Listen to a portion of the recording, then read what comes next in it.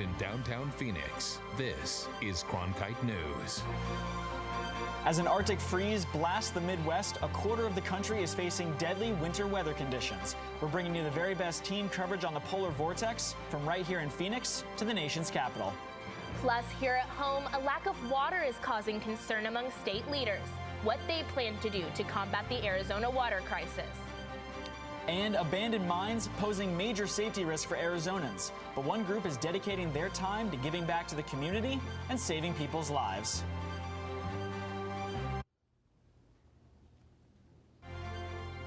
Cronkite News starts now. Good evening and welcome to Cronkite News on Arizona PBS. I'm Taylor Rocha. And I'm Bobby Kraus. Thank you for joining us. Time is up for Arizona legislators to come to a decision on how to use less water. It's part of a multi-state effort to combat water shortages across the Colorado River Basin, which encompasses 7 states, including Arizona. Arizona is the last state to sign off on what's called the Drought Contingency Plan. The plan will manage water usage from the Colorado River reservoirs and invest in longer-term infrastructure. This will make sure the state's largest source of water doesn't hit a critical low.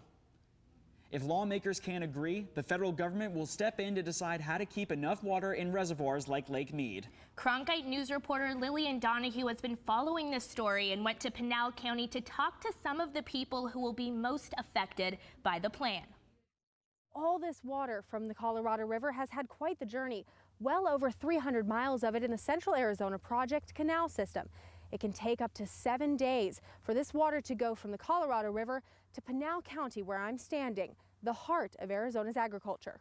Corn and grains and pretty much a lot of what you'd expect here in Pinal County as far as crops. Brian Rhodes owns the expansive A&B farms near Eloy, Arizona, about an hour southeast of Phoenix.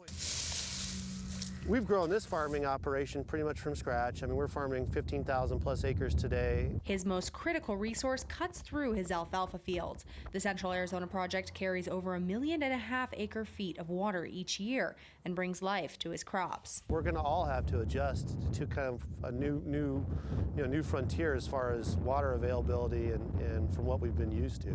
After nearly 20 years of drought in the Colorado River Basin and declining water levels at Lake Mead, Rhodes and other farmers are going to have to change the way they use water for agriculture, including changing the crops they grow to how they water the fields. And what it does is it saves water consumption substantially. The fate of his farm and many others are in the hands of a multi-state planning effort that will allocate water from the Colorado River and make millions of dollars available for more sustainable water infrastructure. There's more water going out of Lake Mead than coming in.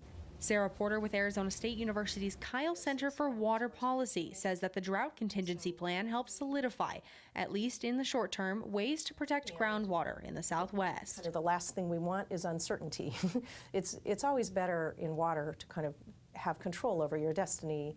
The plan goes through 2026, but in the long term, experts say that farmers like Rhodes will have to wean off Colorado River water and implement more sustainable practices. All of those farms at this point have to be efficient in order to still be in business today. And so the management of that infrastructure after it's been approved will be enough to carry them through for quite some time. Arizona has had a long history of being able to plan for the future, and this is just another part of that. And these are our fields on both sides of the canal here. A&B Farms has already begun thinking ahead. Leveling some cotton fields to reduce water is a small price to pay for a more certain farming future. I've got a 6-year-old son that loves coming to the farm every Saturday. My hope is that there'll be water and then we'll be able to be doing this when he's old enough to kind of get into the business. In Eloy, Lillian Donahue, Cronkite News. Right now, 6 migrants on a hunger strike at a Texas detention center are being force-fed. That's according to federal immigration officials who say 11 detainees have been refusing to eat. However, other detained immigrants told the Associated Press there are actually closer to 30 detainees refusing food in protest of their conditions. ICE officials say more detainees are on hunger strikes in 4 more cities, including Phoenix. Meanwhile, at the southern border, dozens of volunteers headed out to the desert near Tucson to help clean up 45 miles of tough terrain. Reporter Francesca Mia Gomez joined them on Saturday as they picked up hundreds of bags of trash. The 4th annual All the Way to the Border trash event brought in dozens and dozens of volunteers from different walks of life, all with one end goal in mind: to make one Arizona highway a cleaner and safer place. You can't get everything. It's a busy Saturday for Melissa Owens as she picks up trash on Highway 286 along Arizona's southern desert. We don't just do 1 or 2 miles, we do 45 miles from 3 points to the border. That's where the name All the Way to the Border comes from. Oh, I thought it was a water bag. And this weekend, the volunteers hit a new record high. At the end of the day, 210 bags filled with trash. This is kind of gross. Any event like this should be important to people because this is where we live. We cause the trash. And got to give back. That's a sentiment shared by all of the volunteers who came out, uniting them in reaching one common goal, even when their politics don't necessarily align. We don't care about agendas. We just want to get the highway cleaned up, and we do it. This kind of cleanup effort isn't just about picking up garbage along the highway. It's also about protecting the wildlife in the area. Deer and pronghorn, for example, eat plastic bags, and it's really dangerous. Volunteers on Highway 286 have experienced different types of trash down here, such as backpacks, beer cans, and liquor bottles. Picking up a lot of shards out here. Pretty much the basics is wear good gloves and just kind of be aware where you're putting your hands at, because you could always run into a snake or something else that could be venomous. Of course, keep covered from the sun. So where is the trash coming from? Volunteers say the back of pickup trucks. 2 separate groups of people can look at a problem and see that it's working for both of them to solve that. You saw how incredibly beautiful it is, how you can look out at that landscape and see the trash that gets thrown out is beyond my comprehension. Well, this is the group's 4th year in a row doing this, and they had over 70 volunteers and picked up over 210 bags of trash. Owen says that they look forward to doing this again next year. In downtown Phoenix, Mia Gomez, Cronkite News. The dangerous winter weather hitting the northern part of the country is being called one of the coldest Arctic air masses to blast through the U.S. in recent history. The storm has already been blamed for at least 11 deaths, with wind chills reaching -50 degrees. Snowstorms have ripped through the Northeast, bringing near whiteout conditions and whipping winds of up to 30 miles per hour in New York and Philadelphia. We have live team coverage on this polar vortex that's sweeping through over a quarter of the country. Let's begin with Cronkite News reporter Lev Junius, who joins us from our Washington, D.C. bureau. Washington has been spared the worst of the deep freeze, but you could take my word for it, it's cold out here. With temperatures in the single digits this morning and a wind chill making it feel below zero, some schools have closed. Even federal offices opened late yesterday, but the cold hasn't stopped everybody. Temperatures are in the teens, and the wind made it feel even colder today. But that did not stop Mike Ioannis from manning his food cart across Pennsylvania Avenue from the Trump International Hotel. It's very cold, but no choice because I have bills, so I'm trying to make some. The weather did not hinder Ioannis. The same could not be said of his customers. Not too many people because it's too cold. The bitter cold that's keeping customers away can leave as quickly as it arrived, according to meteorologist Amelia Draper. We were cold, yesterday, today, and then tomorrow. By Saturday, though, we're already returning to temperatures in the 40s, which are normal for this time of year. And then Sunday, we're warming up further with temperatures in the 50s. Until then, Draper says people need to pay attention to the weather, which can be deadly. Even when the mercury is above zero, the wind chill can make it feel like 10 to 15 degrees below zero. Frostbite can happen in 30 minutes. So certainly when, it's that cold outside, you probably want to hold the kids off for a few hours from going into school, wait for the sun to come up and the temperatures to warm up a little bit more. Despite the possibility of a weekend warming, winter is not done with Washington just yet. When I started reporting the story, this was a hot cup of coffee, and now it's more of a coffee Slurpee. In Washington, Love Junius, Cronkite News. Mia Gomez is back with us now to continue our live coverage. Mia, how does our weather here in Phoenix compare to temperatures up north? Thank you, Taylor. Yeah, so up north and back east, we're going to have extremely chilling temperatures. There's been flights that have been canceled and, of course, frostbite. Let's go ahead and see how it all compares, though, across the state. So as you can see in New York, they're at 12 degrees. Cincinnati's at 32. And then you can see the drastic difference here in Phoenix. We're sitting nice at 70 degrees. In Los Angeles, they're at 59. And Vegas, they're sitting at 64 degrees. So you might want to throw on a warm jacket right now, but nothing too crazy like back east. We'll have your 7-day forecast coming up. Polar Vortex 2019 is trending on social media right now. Mark Sheridan tweeted this out to put today's highs in perspective. It says Phoenix, Maryland will reach 20 degrees. Phoenix, New York will reach 11 degrees. Phoenix, Illinois, just 1 degree. And Phoenix, Arizona will reach a beautiful 74 degrees today. And we're seeing lots of incredible images and videos circulating online, like this picture posted by Brandy Smith. She writes, "How amazing is this? Lake Michigan, when frozen, looks like it's a completely different planet." The Arizona Attorney General's office continues to help fight opioid addiction. Today, the AG's office trained faith leaders and clergy from across the state on how to administer Narcan. That's a medication that reverses the effect of opioid overdoses. Claire Kelly is joining us live now with more on the effort to save lives through faith communities. Dozens of people from churches and groups across the valley came together today, not just to pray, but to learn how to help prevent opioid addiction. My daughter was in inpatient treatment for an entire year. It took her entire college fund. That dead kids don't go to college. Reverend Tina Marie Reese is a United Methodist minister, but she also helps out the Arizona Attorney General's office by speaking out about her family's struggle with opioid addiction. And she says the responsibility for parents starts before there is a problem. She tells people to lock up their prescription pain medications and to get off the drugs as soon as possible. Our goal is to give people the proper training to be able to pinpoint and see when someone is having this type of issue. Then, should there be an overdose, understand how to administer the actual drug called Narcan that will reverse the symptoms. Those who attended learned how to administer Narcan and left with a kit of the drug. If you believe you're in a neighborhood where you are seeing a lot of people actively using, if you're living in an apartment building where you know there are people actively using, if you want to go down to CVS and buy some Narcan, stop at Walgreens, pick it up. It is over the counter now. You do not need a prescription. If you have a family member you know is messing around like this, yes, get Narcan, 100%. Be ready to intervene.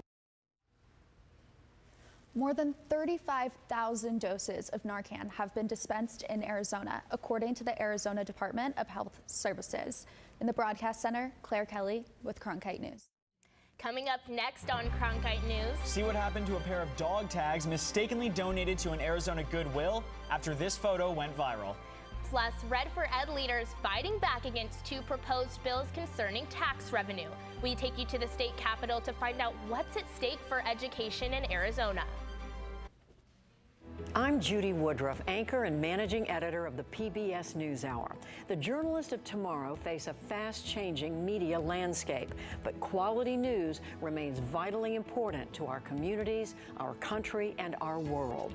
At ASU's Walter Cronkite School of Journalism and Mass Communication, students learn solid, reliable reporting, holding the powerful accountable, and rebuilding the public's trust. The Cronkite School and Arizona PBS, preparing the next generation for a stronger future of journalism. New federal tax cuts will bring in more money for Arizona, but Red for Ed leaders argue the revenue will be falling into the wrong hands. Cronkite News reporter Ariel Salk was at the rally at the Capitol. Educators are tired of legislators ignoring our students and giving us lip service like we're going to support you when it's time for an election. And then once they're in office, they're not supporting us at all. Red for Ed leaders spoke at the state capitol yesterday about their frustration with 2 bills concerning tax conformity, proposed in both the House and Senate. Representative Mitzi Epstein is the ranking member of the Ways and Means Committee, says she wants to amend half the bill. So this bill has two parts. One part is just tax conformity. That's where we conform to federal tax laws. We accept those loopholes. The other side would take any extra money that we got and return it with a tax cut. The state's Joint Legislative Budget Committee estimates making that tax change would bring in at least $155 million in revenue to the state's general fund. Thomas has plans for that money. We believe they should take that money and invest it in the needs and the services of Arizona's citizens, and primarily public education. They instead want to give a tax cut, and the tax cut is almost embarrassingly small. Nolan Oster works with special needs children in a Phoenix high school. He thinks the extra money could make a bigger impact in the public school system than if it were to go towards individuals. Families might see $10, $20, $30 in a year in returns from tax breaks, and I think it's important that we acknowledge that the public education system is worth more. The Arizona Education Association estimates the tax break figures, and they are prepared to fight again to get more funds for Arizona schools. We're tired of it. We thought we taught that lesson last year, but it looks like we may have to come down and do it again. At the state capitol, Ariel Salk, Cronkite News. The Epstein Amendment did not pass through the House in a vote late today. Who let the dog tags out? It's what everyone was wondering when a Tucson Goodwill found a set of military dog tags in a pile of donations. After a little over a month of searching, the dog tags have been reunited with the owner. The Marine Corps veteran picked them up. However, due to privacy, Goodwill will not release any more information. Pictures of the dog tags were shared across social media before they found their way back home. Goodwill employees had even reached out to the Marine Corps League for help tracking the veteran down. Arizona's abandoned mines are threatening the safety of people across the state. But coming up next, we'll tell you how one group of 75-year-olds is putting the pedal to the metal and going the extra mile to keep their community safe. Right, and if you're planning on attending Phoenix Open this weekend, you might want to bring an umbrella. I'll let you know why on your 7-day forecast. With wildfires, a scarcity of water, and other environmental issues facing the Earth today, it's critical to stay up to date with local impacts of a changing climate. That's why we created Elemental, covering sustainability, a multimedia collaboration between public television and radio stations. From climate change to water conservation to renewable energy and much more, Elemental covers the latest in sustainability news. Find our stories on our website, elementalreports.com.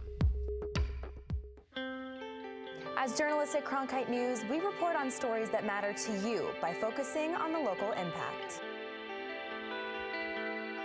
We dig deeper and work tirelessly to keep you informed. Live in Wickerburg. Live in Los Angeles. In Cleveland. In Washington. In Louisville. From Jerusalem. Live in Philadelphia. From around the world to right here in Phoenix. At Cronkite News, we report the facts and stick to the truth.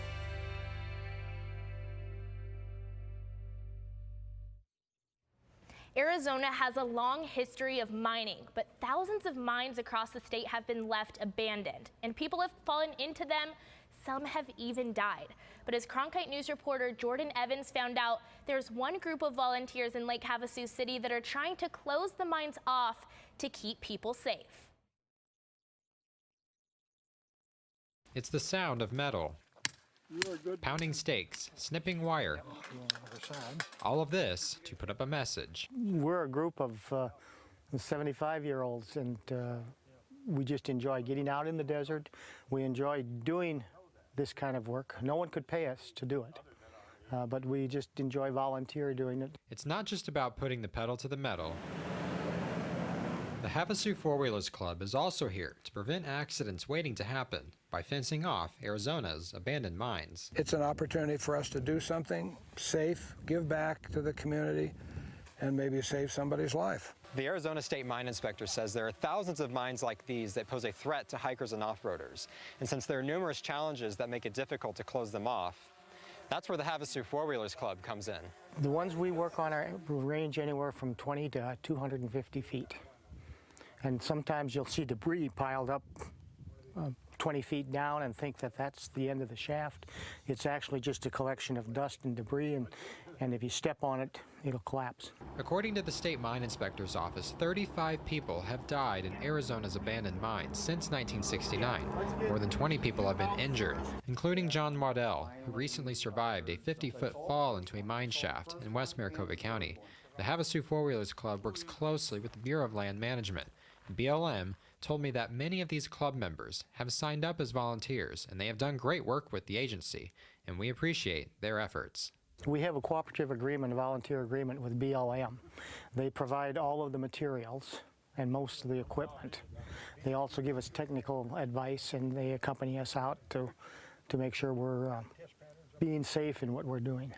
Bowen, who is a club member, says the work they do is important because even they have had a close call. We had one of our club members, their grandson, in another location was on a motorcycle and went in a hole like that. Sometimes it's hard work, but it's not really work. I mean, work is anything you do when you'd rather be doing something else. And a lot of us are out here because it's fun. Watch for snakes. In Lake Havasu City, Jordan Evans, Cronkite News. Abandoned mines pose a risk to humans, but for some animals, these deep holes can make for ideal homes. Tomorrow on Cronkite News, find out about an effort to keep bat habitats intact. And for continuing coverage on Arizona's abandoned mines and what's being done to ensure people's safety, just head to our website, cronkitenews.azpbs.org. Today, the Waste Management Phoenix Open officially teed off with the very first round of professional gameplay. But while all eyes are on the greatest show on grass, we may be needing to keep an eye on those storm clouds overhead. Mia, you mentioned umbrellas at the Open. I'm a little nervous. What can we expect for this weekend's weather? Well, you might expect rain, to be honest. Yep. So you might want to bring an umbrella. That is a smart idea. But let's talk about the temperatures right now. So right now we are sitting in the low 70s. A little bit of clouds outside with calm winds, so nothing too drastic. Let's take a look at our current evening planner. At 6 p.m., we're going to be still in the 70s, just a point above the 60s, of course. Then at 10 p.m., we're going to drop down 8 degrees and head into 62 degrees. So it'll be nice for a jacket. You never know. And then on Friday, the high is going to be 72 degrees with a low of 50 degrees. If you're going to waste management, I would suggest bringing an umbrella because Saturday and Sunday, there is a chance of rain. So you heard it here first, guys. Let's take a look at the rest of the week. Clouds throughout the week continuing till next Thursday. In the Cronkite News Broadcast Weather Center, I'm Mia Gomez. It's not a sport you hear about every day, but it's a sport built for everyone. Straight ahead on Cronkite News, how bringing the game of pickleball to Tempe is bringing an entire community together.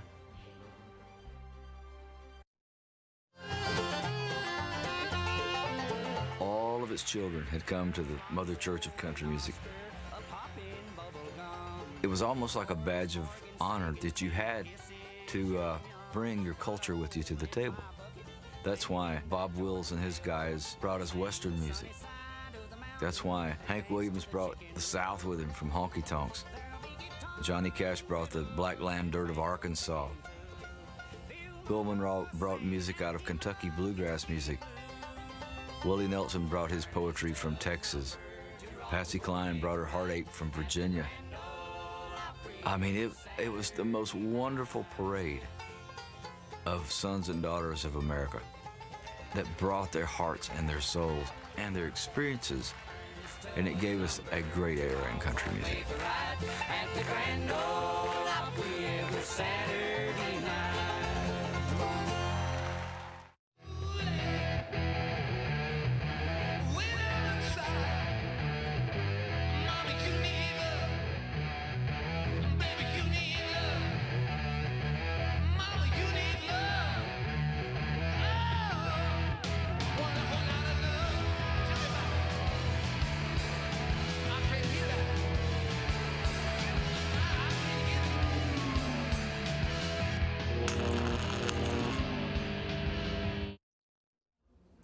Pickleball is swinging to be one of the fastest growing sports in the U.S., and the city of Tempe is keeping up with the demand.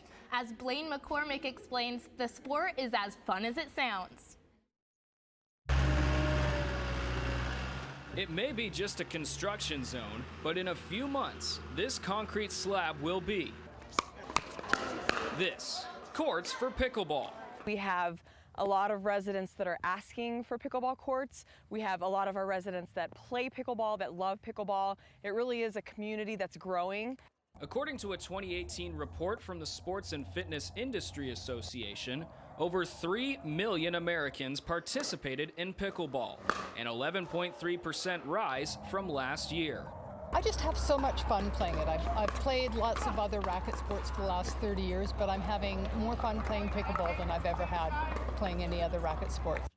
Pickleball is growing in popularity that even I'm going to get in on the action. And especially with this sport, it's easy to maneuver. And the best thing is, pickleball is adaptable for everyone to play, but I might need some more practice. I was playing in Bend, Oregon a couple years ago. This gentleman resurfaced a tennis court and changed it into a pickleball court, and now all his neighbors are playing, including when we were there, we saw one guy wearing an oxygen tank on his back playing pickleball. When the project is complete, the Tempe Sports Complex will feature 8 public pickleball courts, including 2 designed for players with disabilities. Quillard says the total cost to the city is $708,000. In Tempe, Blaine McCormick, Cronkite News. That's it for Cronkite News tonight. Thank you for joining us. For top Arizona sports stories anytime, go to cronkitenews.azpbs.org. I did.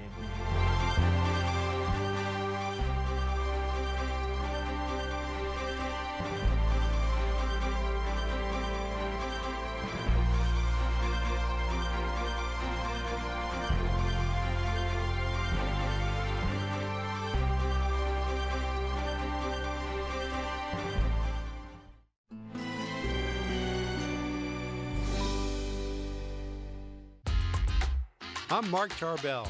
Join me for an all-new episode of Plate and Pour. This week, we'll go to the Desert Botanical Gardens to visit Gertrude's. Check out what's fresh at Chula Seafood in Scottsdale. And make some tamales at the Tamale Store in Phoenix.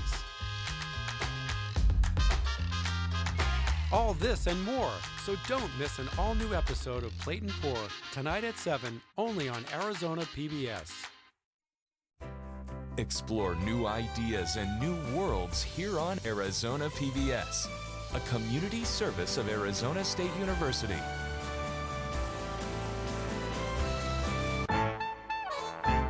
Antiques Roadshow is coming to Phoenix, Arizona. Want to attend this event? Yes! That's amazing! Woohoo! Visit pbs.org/antiques to apply for tickets and see complete rules. Application deadline is February 11, 2019. Winners selected at random, must be 18 to apply. Good luck.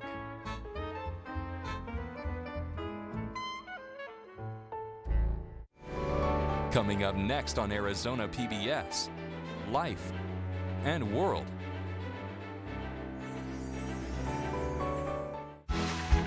Your favorite PBS shows, ready to watch when you are. Anytime, any place. Find more ways to explore than ever before.